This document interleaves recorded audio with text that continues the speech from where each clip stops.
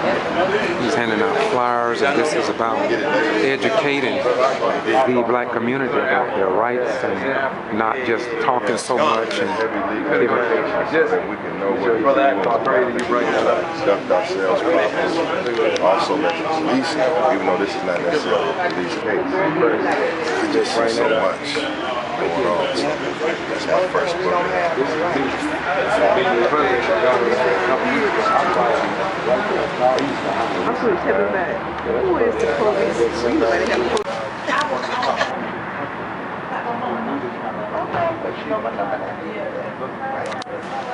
Just, so this is what I'm into, legal education. He's handing out flyers, and this is about educating the black community about their rights and not just talking so much and giving.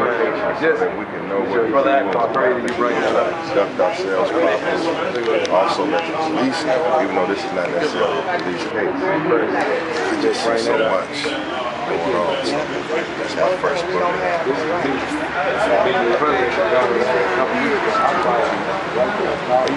going to tell you that. Who is the police? We already have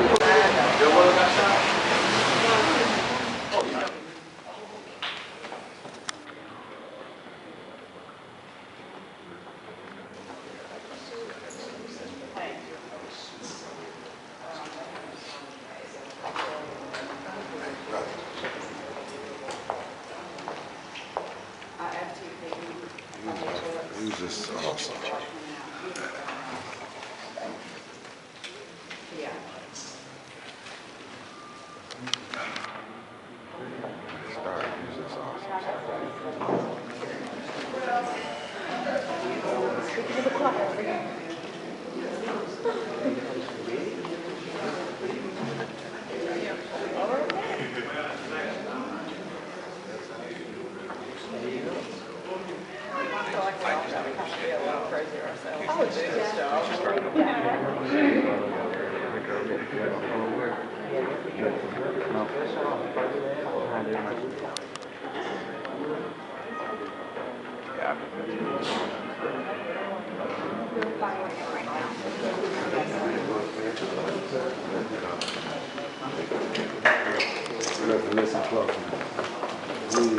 Everybody in space will walk through. 7 days a week, I work hard all day long. Girl, I don't mind working and bringing all my money home. 'Cause I'm working for you, baby. I'm working 7 days, doing a lot of overtime. I want you to know I don't mind, babe. Hey, hey. I get up early in the morning, get down on my job to work. Ooh, baby, I'm working hard for you. Girl, I don't mind working hard for you. As long as you stay home, baby. We have just filed a petition requesting that a judge order to conduct a coroner's inquest. The petition essentially said, Mr. Bill Watson, coroner, Mr. Watson has a duty to conduct an inquest whenever there is an unsettled issue regarding the cause and manner of death. In this instance, we believe that based upon the two autopsy reports which conflict with one another, that he has a duty to convene a hearing whereby jurors can decide whether Kendrick Johnson died as a result of an accident or whether it was a result of a homicide. A coroner's inquest is an inquiry into the cause and manner of death of an individual that is conducted by a coroner, a court reporter, and 6 jurors from the county where the death occurred. We think this is critical in this matter because of the totality of the circumstances, that the official manner of death has now been concluded by the coroner. When you think about the missing clothes, the missing organs, the second autopsy, the fact that there's a video surveillance that will show what happened to Kendrick Johnson, and the fact that this coroner has to consider witness testimony, video surveillance, in light of all the other things that are questionable about this investigation, to make not only the public have confidence in this finding, but this family to have some peace of knowing what really killed their child.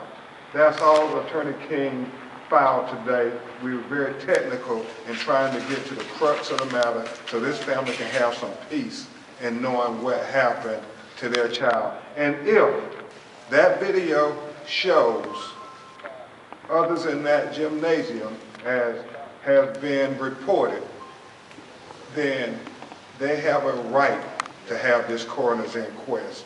It is right and justice demands so.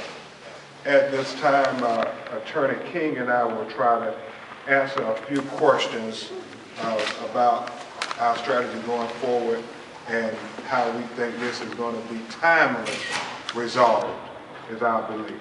How long will it take to get a decision, and what is your strategy going forward? Well, I will talk about the timetable, and I will defer to the co-counsel, Attorney King, who's been doing all the filings in this matter, to talk a little more about strategy. The timing is set for October 30th to at least have a hearing to answer this question about the video surveillance coming forward. It has been told to this family that the video surveillance in the high school gymnasium is an academic record. Now, you know, when you think just common sense, let's not even talk about the law for a second. Common sense would suggest that a video surveillance tape is not an academic record. It is there for people to be able to look at the contents of it to decide if something happened. So Attorney King and I will present on behalf of this family reasons why this videotape should be released. And then you have a follow-up before we talk about it. Well, yes, but I guess I need the answer to my first question. But the second question I have is the school district told me that it's a privacy issue, which is the reason why they can't give you the video, and that attorneys knew that, and all they have to do was file a motion to get the video. Now, you know, and Attorney King can address this. In this age of technology, all this technology here in this courtroom, how easy would it be to gray out the faces of the others and release that video versus trying to put up road barriers to the truth?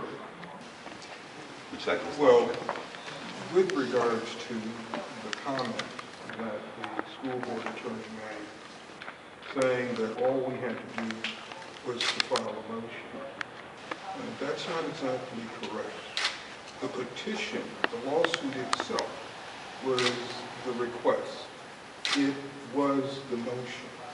They had an opportunity to respond, either to consent to our request that they give us the video plus unredacted copies of the investigative report, or that they fight it in the name of maintaining privacy that they claim these students are entitled to. Now, it only stands to reason that for as many times as you and the media report altercations on school buses that are covered by video cameras, and you have no such problem making that information public, how could these parents be denied the opportunity to see a similar kind of transaction and it somehow raise a privacy issue? The technicality, you know, the technicality, all they had to do was file a petition or request. When you really think about from day one, these parents and Attorney King have been asking for the video surveillance to be released. And now, at 10 months past, they say, oh, all you have to do is file a request, we will give it to you. Would we be here filing these legal actions if it was that simple that they were going to give this videotape up? we absolutely believe somebody has already viewed that videotape, and for whatever reason, they do not want these parents to view that videotape. And is it true that right now that video is in the hands of the U.S. Attorney's Office, Michael Moore in particular? We think the video is in the hands of a lot of government officials. Getting back to the first question that I had, tell me about the timetable that you expect to hear something back from this motion that you just filed. Well, as I said, this is a petition for writ of mandamus. Essentially what that is an order directing a public official to do what they, by law, have a responsibility to do. And in this instance, the hearing on this petition must take place in no fewer than 8 days and no more than 30. So at some point between those two markers, the judge will, based upon his availability, set down a date and time at which Mr. Watson will then be expected to appear and to respond to that petition. Yes, though I think it's most unlikely. I think that, coroner's inquests, while they're not done all the time, I think that when you consider the weight of the evidence in this case, you've got 2 autopsy reports that are conflicting with one another. You even have one that says that positional asphyxia was not indicated by what Dr. Anderson saw in his examination of the remains. That, on top of Mr. Watson's public statement that the sheriff had violated, or persons connected with his office had violated the law by compromising the death scene, as well as failing to notify him for a period of at least 6 hours after they arrived at the school gymnasium and discovered the body. How could you, in the midst of all of these questions, deny this family an opportunity to have an investigation into the cause and manner of their child's death? The sheriff has already closed his file. He's ended his investigation. This is one way in which that investigation could be reopened. Mr. Johnson, if a coroner's inquest goes forward, give us an idea of what you expect to take place at that time. Well, in the coroner's inquest, the coroner can, through subpoena powers, mandate that witnesses appear and that items of evidence, including the video, be produced, and that information, that material be shown to a jury to decide whether or not the conclusions that have been reached thus far, that is, that Kendrick Johnson died as a result of an accident, whether or not that theory holds water. And we maintain and believe that the evidence will clearly show, A, that he was the victim of foul play, and B, that our opportunity and our effort at trying to get at the truth has been interfered with. And I have to ask simply this here. The good thing about a coroner's inquest is the findings will be made public. There's a court reporter that transcribes every part of that has to be made public. And at the end of the day, the public has a right to know, because you asked about appeals and you asked about what happened at the coroner's inquest. But we have common sense and logic. And we know that the findings that now stand as the official cause of death flies in the face of all laws of physics and all common sense. So really, this coroner's inquest is so important, and it's a 2-pronged test. First, we have to get the video released, because that's such a simple thing. This video is simple. We can see with our eyes what happened. And if, as Attorney King has said previously, the sheriff's investigation is correct, and he climbed into the wrestling mat, we will see it with our own eyes. But if that is not the case, as we suspect it is not, then we will see that, and that cause and manner of death has to be amended so we can have a real investigation into the death of Kendrick Johnson. Mr. Johnson, are you emotionally ready to handle this coroner's inquest? We've been ready to say one. I have a question. As far as a jury, I mean, so many people know about this case. Do you have any concerns about finding an impartial jury? And I'll certainly have Attorney King chime in on this.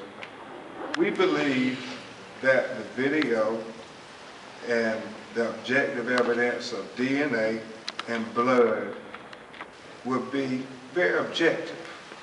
That anybody who believes that science is authoritative and we can take DNA off of clothes and garments, we will be able to conclude who DNA that is. That's such a vital piece of evidence that is missing Kendrick Johnson's clothing. The scene investigation has been compromised, but we believe there are going to be some things that are objective that can speak to us, like that video, DNA, and blood evidence. There's time sequence on the videotape showing Kendrick running into the gym. Is that the videotape you're talking about? Or is there another tape that hasn't been discussed? There are as many as 4 video cameras in the gymnasium, each of which I would assume is recording images through their respective lens. So, if I understand your question correctly, it would be more than just the video that was released to CNN. The 7 frames that the school board had released came from one of the cameras. One, as far as I can tell, that would be to the far right as you enter the front end of this gymnasium. There is, however, one of these cameras that's aimed in the direction of the corner where Kendrick Johnson's body was discovered. If that camera was at all operational, which we had no reason to believe that it wasn't, if we had, you would think that we would have been advised of such by this time. But to the extent that that camera was operational, it should show either Kendrick entered into the mats as theorized, or that he was brought to the gymnasium by something than other under his own power. And think about how Jackie and Ken felt when the CNN report came out that the video shows Kendrick was not alone in that gymnasium. All these many days and nights they've been struggling, just trying to get the simple truth to come out. I want to hear from them. I want to hear their Well, reaction. you may get that chance. Just think though, all they had to do just to get to that point, and the fact now that they know that Kendrick was not alone in that gymnasium, what else is there that has not been told to them? Do you have any idea how many people were in that gym with Kendrick at that time? We only know what's been reported, and that's the troubling thing. Why does this family have to find out from the media about the death of their child? You talk about insult to injury. Let's talk about it, Mr. Johnson. Tell us about the long road that you're undertaking right now. Do you ever think it was going to be this hard to get answers? We know that it's going to be called this is Lowndes County. Lowndes County, they used to families fighting against them. And whatever it takes, how long it takes, you're here. You won't stay. It's going to be hard. It's going to be hard. Kendrick was my son. So it can't be no hard for that. Jackie, you said the last thing that you and Kendrick shared before you went to school was, "I'll see you later." Where are you now, emotionally? Torn. Scared to go understand me. Thank you. time to ask a question.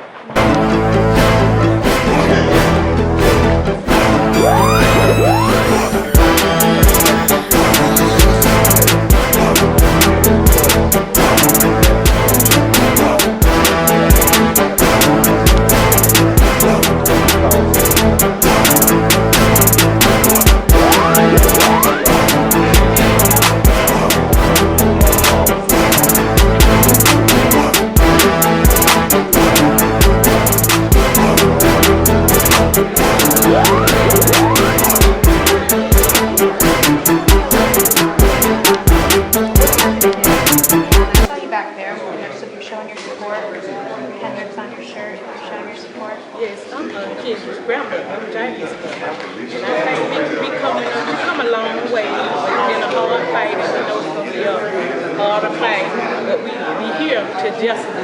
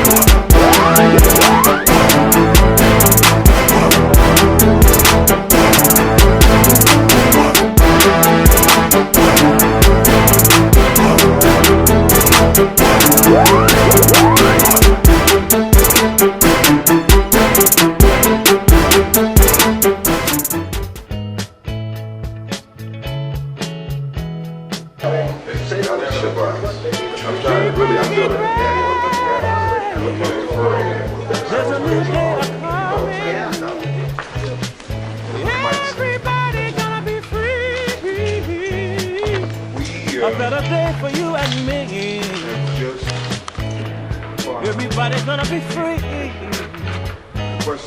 Everybody's gonna be free. Yeah.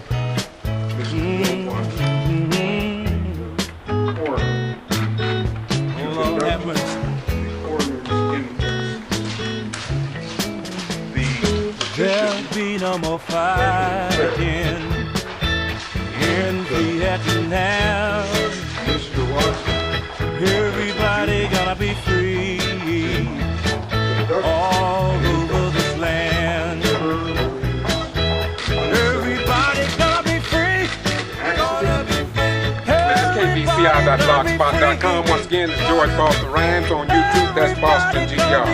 I'm here in the city of Valdosta once again, and I just heard some more horror stories about the Valdosta and Lowndes County Jail. And as you know, we have tried to get local, state, and federal people, including the Department of Justice here, to do something about the continuous deaths and alleged abuse or alleged complaints that we at the NAACP, the SCLC, the brothers, Edward DuBose, who's the state conference president in the state of Georgia, the NAACP, are fully aware of what's going on here in Valdosta, Lowndes County Jail, as well as the SCLC of Marstella, have all been notified through one form or another of what's going on. But I got a call today, and I came to a location. First of all, there was a young lady. I'm not going to talk about her right now. I'm going to do a separate story on her, about her experiences in the Lowndes County Jail last year under Sheriff Prime. And people are saying that little has changed. We know that Judge Hugh Lawson ruled in 1997 with 105 violations in the Valdosta and Lowndes County Jail. The Justice Department has been notified, but absolutely little to nothing has been changed. We have written the district attorney and the clerk of the court, and nobody will tell us who ensured that court order was ever complied with. And so we have an individual here. He has disguised his voice. He don't want to be on camera, and I don't much blame him, considering what I just been told by 3 or 4 other people who gathered here, called me, wanted to tell their stories. And we understand that there's possibly people that's working at the jail want to tell their story to free up their minds. I understand that some people even went to Greenleaf. Some people went to try to get some help because they have trouble in their minds dealing with what they know is going on in that facility. My beautiful individual, tell your experience and what you know. Just tell your story. Well, I know that in May 8, 2010, a medical inmate was killed And I know that nothing have been did, and Shirley Lewis ordered the force to be used, and he was throwing like 3,500 votes. And I know the officer involved, Officer Allen and Officer Surratt. I know the officer was involved. We know that's true. They need to be brought to justice.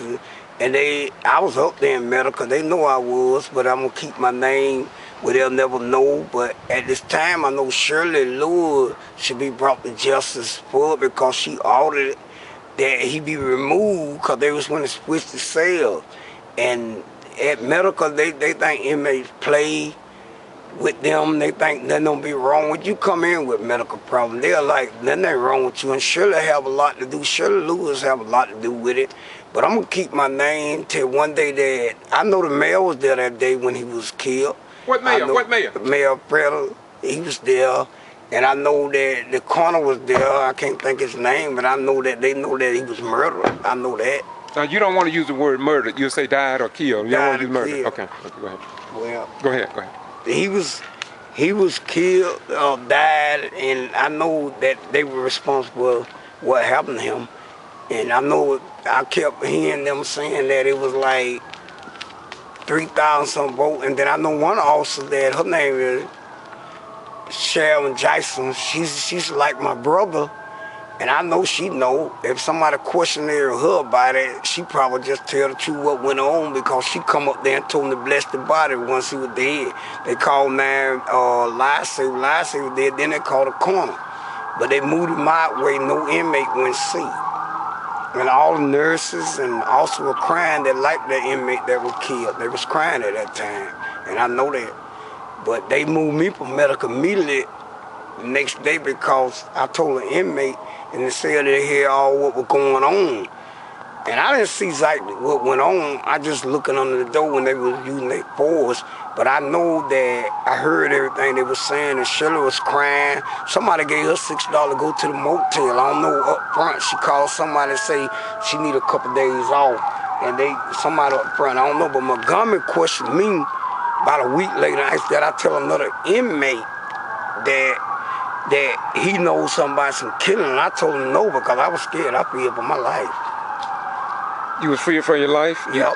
Are you afraid for your life now? Yeah, I'm afraid for my life, yeah. Why? They got so much power. They've been doing stuff, but I've been choked before. And there's 90s out there. Do you know about this court order here that was filed back in '97, and Dorothea Patterson was the lead plaintiff, and Judge Hugh Lawson found 105 violations. And I really know about 1988. 88. Well, this is the same one. Yeah, it's 88. It stems off of 89. I was in prison during that time, okay. and I understand. I remember when they filed it, and he ordered a lot of stuff. They never went by the rules. They never did. They don't go by the rules. Do you believe that there's that anything will ever change out there? No, because what it is, they got too much power. They got power. They probably beyond the Justice Department. Yeah, no, the Justice Department they getting away. And one reason I say they're getting away because the district judge, I think that all of them in together or something. You think they're all in together? Yeah, I do.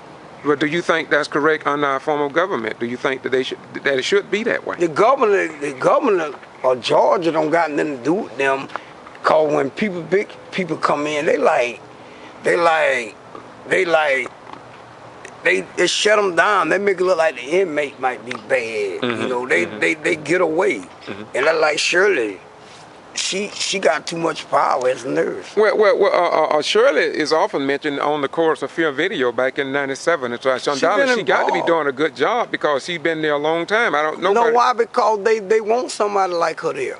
They want somebody that go along they work. Now, let me ask you another question. Do you know you could be sued if what you're saying is lies? You can't just go making statements against anybody like that unless you know what you're talking about. Sure, let me tell you something. One of my girlfriends back in '97, I had what you call a stomach testing thing.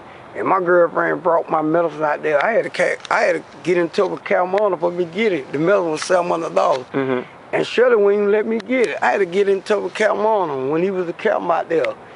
And he made her give me my medal. She wouldn't even give it to me. It was in the '90s. So I know about them. Okay, all right. Well, you want to tell your story? I'm not going to even get into the medical situation you told me about to relieve your mind. You didn't talk about it, so I'm not going to talk about it either. But you did have to do something because you were worrying about what you witnessed, and you want something done about it. Am I correct? Yeah. All right. Well, we're going to close this out. Anything else you want to say before we close? No, I just bring them to justice for that murder. They ain't no just no natural death. They can say what they want to say. You know different, huh? Yeah. And what? Give me that date again. What date you say you think it was? May 8, 2010. Now, you think, was it 8th or 9th or 10th or 7th? What day was it? 8. You sure about 2010. That? May 8, 2010. 2010. What about the Valdosta Daily Times? Was it ever reported? No, never reported. No news, no television. And I went to the mental health clinic because I couldn't rest at night because of what went on. I ain't even rest when I was in there. I was scared to even deal with them. All right, well, to everybody who listened to this clip, I want to say to you all, this is what Reverend Floyd Rose of the SCLC, Lee Touchton, NAACP, state presidents, Edward DuBose, this is what we have been trying to bring to the Justice Department attention. We know that the Justice Department have told us over and over again that they are concerned about what goes on in the United States of America. We know that the Justice Department has said that they wanted information. We know that the Justice Department has a copy of the Chorus of Fear, and we know they have the names of the approximate 30 deaths that have taken place since 1997 to 1994. It is also well known here in South Georgia as well as Atlanta that we are now unable to know exactly how many deaths have taken place in the Lowndes County Jail since 2009 to the present because they are no longer under the Georgia Open Records law, and there's nothing we can do about it. And the citizens of Valdosta, Lowndes County, the state of Georgia, and in the United States of America do not have a need to know, and they don't have a right to know. And so here behind closed doors, we're like a people that are deaf, dumb, and blind to the times and unable to make intelligent decisions based on information that should be available to all citizens in the United States of America as we believe it. But then again, I guess, like my brother say, the Lowndes County and Valdosta is too big. But what I don't understand is how did Mayor John Freddy come to the jail and it wasn't reported in the newspaper. But I guess I'll just have to leave that alone. Maybe the Justice Department or maybe some other person can deal with that. I just talked to Brother Rose about this. I talked to Lee Touchton earlier when I got this call about the day. And so we hoping that somebody in the United States of America will do for the American citizens what they would do if this was told in Iraq, Afghanistan, Somalia, or some other little small third world communist nation.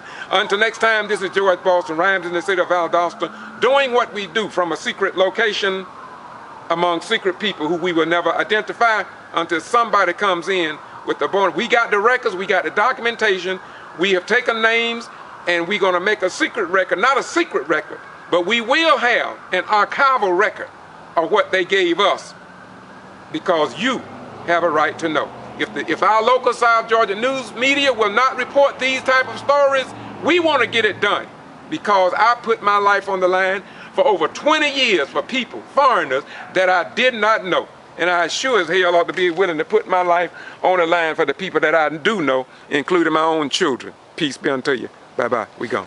We'll be right back.